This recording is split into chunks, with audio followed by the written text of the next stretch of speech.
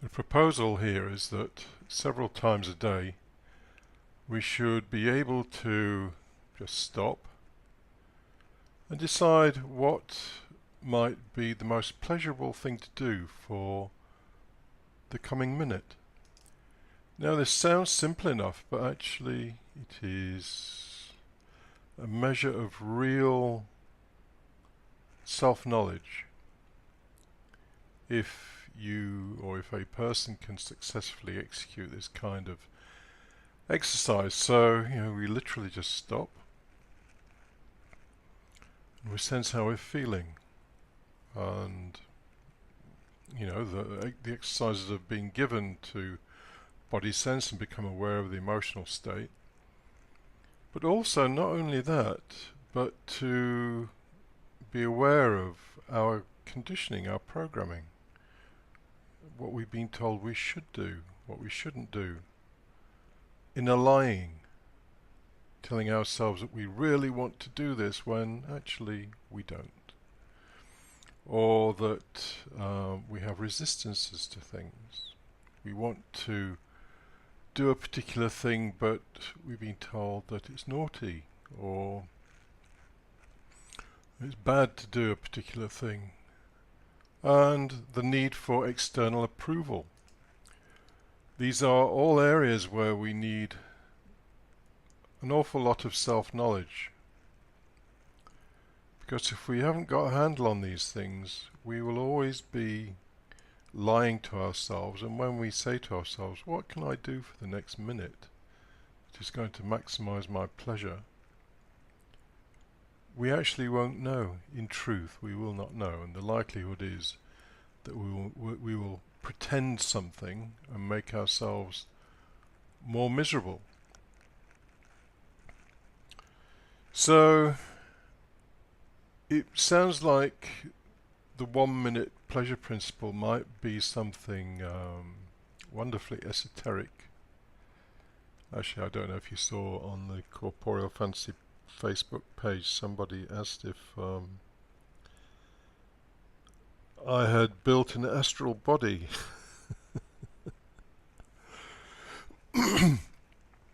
And if I knew about higher being bodies.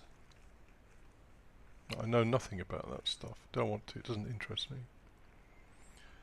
But that's another discussion. So we're not talking about anything esoteric like that. We're talking about, actually, the thing that would make me the most happiest for the next minute is a strong cup of coffee. Or maybe it's to just do what I sometimes do during the day, which is I just sit here and sink into my body. It's not a formal body sensing exercise, but I just sit here and kind of fall into the sensation of my body and just watch the breathing, just for a minute. I love it.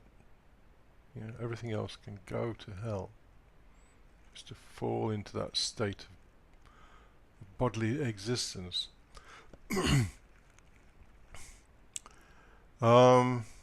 Pearls, the founder of Gestalt therapy, said many times that we've lost the ability to experience simple animal comforts. Just being comfort on a chair, to be comfortable on it, not to be in some contorted position, to know how to relax. We've lost these kind of things. You watch a cat or a dog, they will shuffle about until they're perfectly comfortable. They know how. They know the 1 minute pleasure principle. Down to the last inch. They know exactly how to make themselves comfortable and how to bring pleasure for themselves. And of course, pleasure is always an increase of power. So the body feels more powerful, or it doesn't have to be all about the body. It might be, I just really fancy reading a couple of lines of whatever, Spinoza. It doesn't even have to be philosophy, some poetry or whatever. That is what would really, really make me happy during the coming minute. But as I say, the barriers to that are fairly profound. So let's talk about some of these barriers. First of all, let's talk about the need for approval. So let's say you're with a group of people who are fairly tedious. And you say to yourself, what can I do for the next minute that would increase my pleasure? And you decide that the thing that you could do is actually just to fall silent and to become one with the sense of your body. Can you do that when you're supposed to be actively socially engaged? I've been with people who've done that. I don't care. And or is the disapproval that you might get from people too great? Does it make you keep up with the pretense? Being interested in all the bullshit they're coming out with. So this need for approval is a very big thing. I mean, I've given a very simple example there, and another example might be to think something that you think actually you really want to think, but you think if other people knew they would disapprove. So you might be very envious about somebody, and the thing that would bring you the greatest pleasure for the next minute is to think about this person who's got some wonderful new top-of-the-range car, actually having it rammed from behind by a truck. That would give you a lot of pleasure. But you daren't admit that to yourself.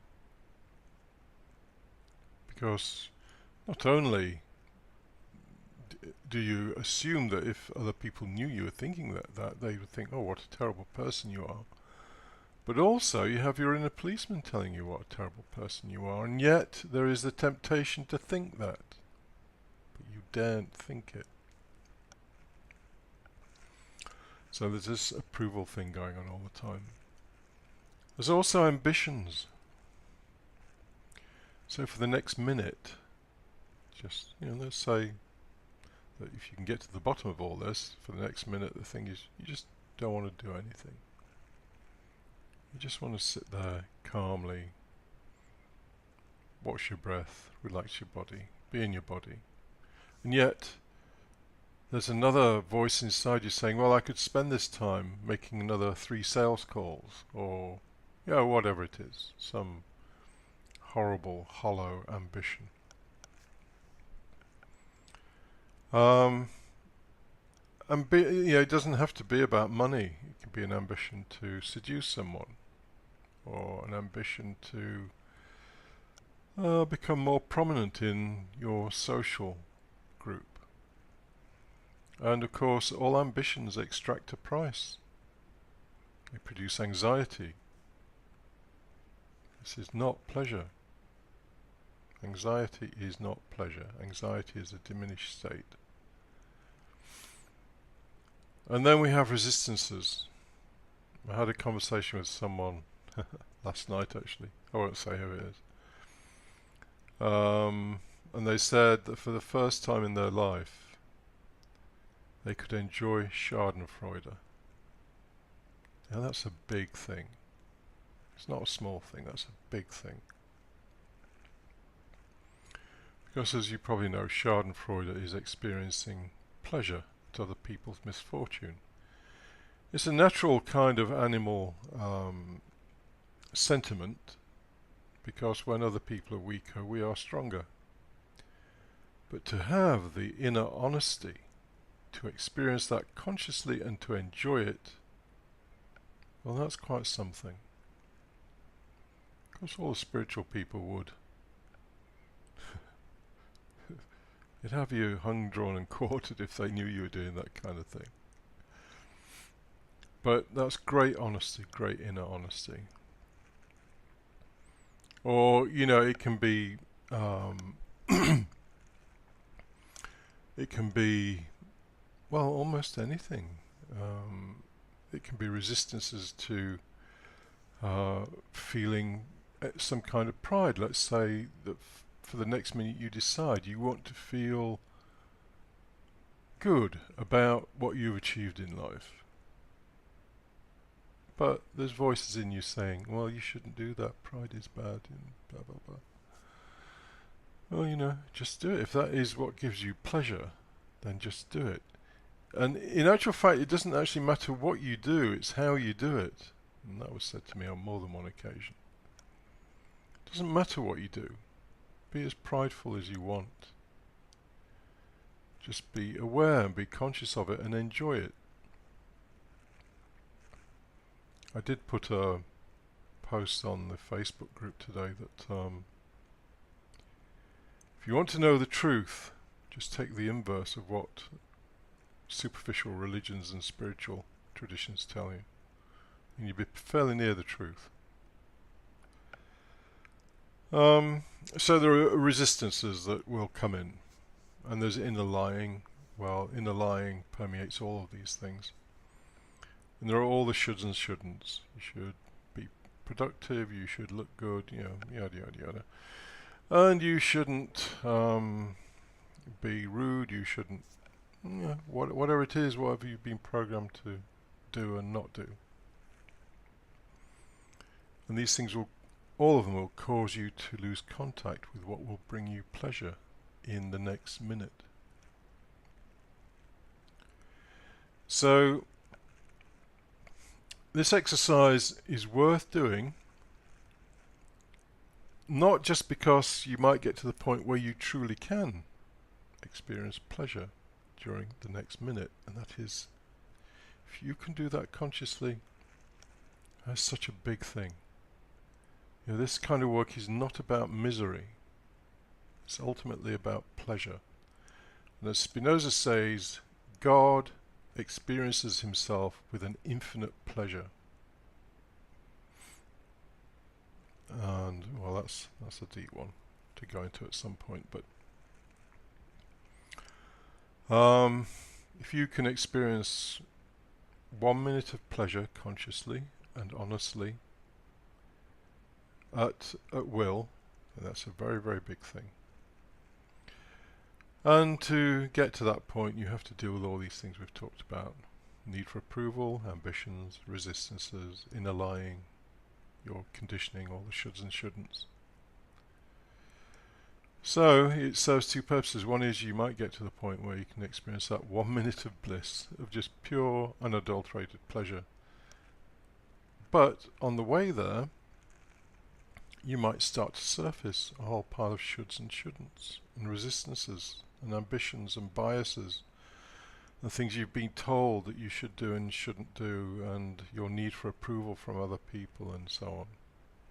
So it has two uses. One is, genuinely, you might get 1 minute of pleasure. The other one is, you might start to surface all these conditionings that you have, which don't serve you at all, but, well, they only serve to make you miserable in truth. So anyway, it's a useful exercise.